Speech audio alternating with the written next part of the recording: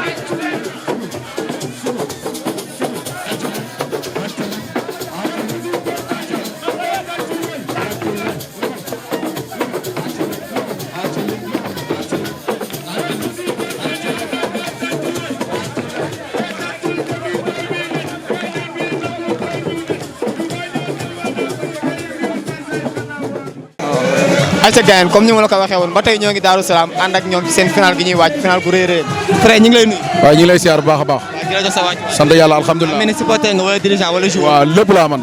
lépp nga ci équipe. waaw lépp laa si équipe bi quoi. lan moo waral sa taxawaay tey. tey kontaan ak bëgg parce que li yombul quoi final bii nii gaan sa waay ñu dem ay at ñu koy rêvé quoi. mais gars yi aussi damay dégg ñu naan Daaru Salaam toog na 20 ans yoo xamante ni finalul léegi nag ñu ñëw qualification boo xamante ni c'est extraordinaire muy joueurs yi muy seniors yi ak cadets yi tey jii yéen nan ngeen seen ñëw tey nu muy demee tey te bu ngeen nan ngeen war a ñëwee stade. moo tax tey jii nii yëg-yëg bi ñam moo tax ñu génne nii suba moom incha allah stade wax dëgg yàlla moom gars yi gëm naa ni mbégte lañ fay demee ak fas yéene ñaan yàlla ñu jël ñaari coupe indi ko fii incha allah. amiin tey nag koy léegi beneen bi ngay conseillé supporters yi ak joueurs yi lan la mooy ah li ngay conseillé supporters yi quoi ak joueurs yi. li may conseillé supporters yi mooy carrément ñu def ndànk bu ñuy dem stade bu ñu rombee nit bu ñu ko tooñ bu ñu xuloo bu ñu xeex. waaw sama gars yi ba ni ma la ko waxee ba tey ñoo ngi Daaru Salaam tamit ak ànd ceeg waa B+. frère ñu ngi lay nuyu. waaw maa leen di fay yéen. di la jox sa wàccuwaay. maa leen di nuyu di leen. mais sa taxawaay ci ASC bi nu mu demee nii. waaw ñun boo xoolee man maa nekkoon premier supporter Daaru Salaam. yaa ne ko premier supporter Daaru Salaam. premier supporter Daaru Salaam léegi bu daa am affaire yooyu xam nga da ngay dem ba jox ko say rakk quoi mais si dirigeant yi laa bokk mais ba tey man supporter laa gis nga samay pétale ak xam nga ñun lii lañ xam ambiance. en tant que premier supporter ci Daaru Salaam tey jii loo ñu mën a wax pour suba gars yi xaar ko. yow dèjà lii rek boo ko gisee sa xel war naa dal pour suba. mu war a doon seniors yi ak cadets yi. dañoo am ñaari final ñun 100% final la ñu am. ñu am finalu cadet final senior. comprendre nga. di waaj lépp nag. di si woo ñëpp nag gis nga boo gisee fii tey jii dañoo am ay invité waa Xayra ñu ngi fi. macha allah suñuy dëkkandoo waa Boune ñu ngi fi. macha allah waa Medina Toul ñu ngi fi. kon yàlla na jàmm yàlla. waaw instant yii nii moom lépp nice. merci beaucoup moom mooy ñaari.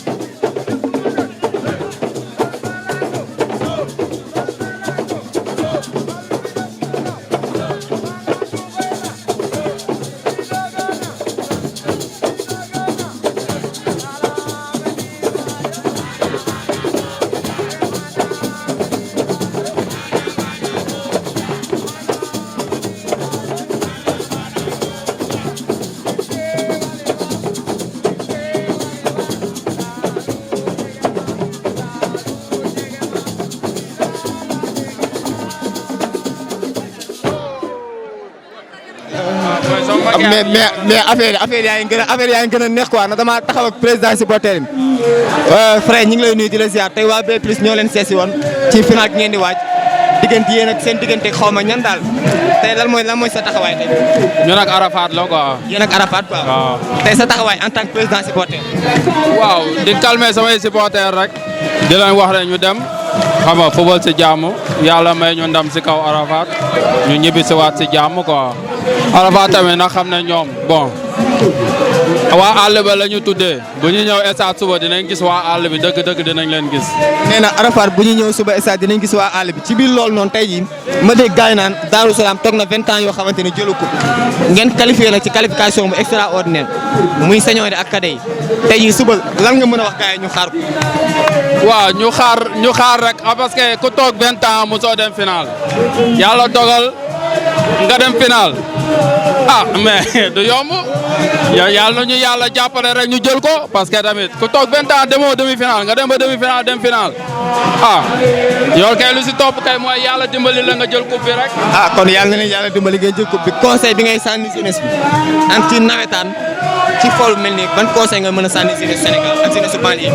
waaw lu may wax rek xam nga ñun bon ñëw nekk président des supporters rek taxuñu woon jóg quoi parce que dañoo indaale woon suñuy projet pour ko jëmal biir buun quoi mais xool nañ ñi nga xamante ne ñoo fi nekk mooy suñuy maire gëstuñu quoi gëstuñu pour xam ñun li nga xam ne moom lañ indi si ay projet pour taxawal ko ndax gars yi jàpp nañ ni nawetaan moom nawet la rek comprendre nga.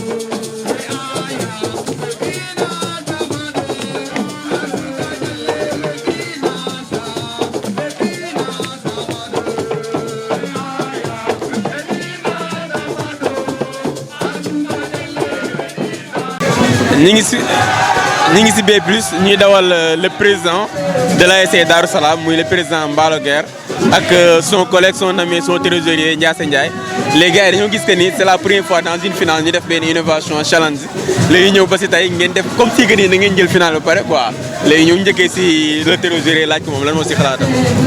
waaw loolu initiative bu rafet la avant tout ñu ngi nuyu ñëpp di ziar ñëpp di wax ni que bon ñu ngi jëm si final di ñaan yàlla ñu si yàlla suturaal ñu jël ko incha allah rabi ñu ko jëlee tam mu nekk lu gën si ñun ñu jël ko cadet ak senior muy une grande première.